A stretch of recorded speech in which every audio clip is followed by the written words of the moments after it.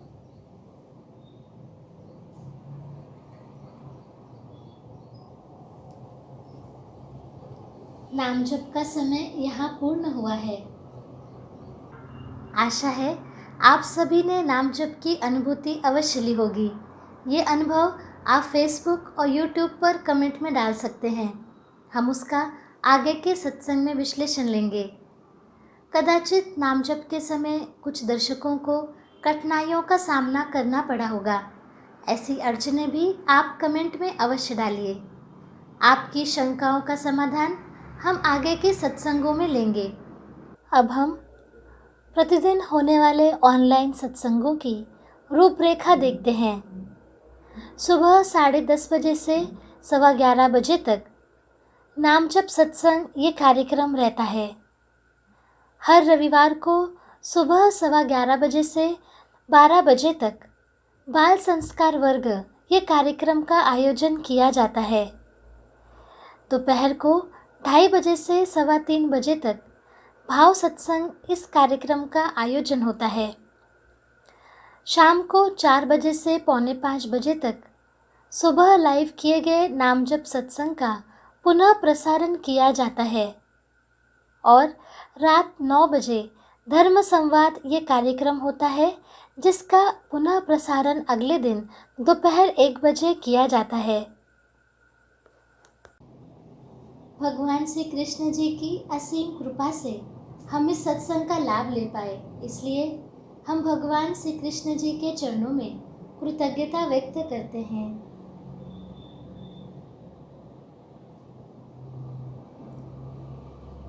आज का ये नाम जप सत्संग यहीं संपन्न हुआ, ऐसा मैं घोषित करती हूँ। नमस्कार।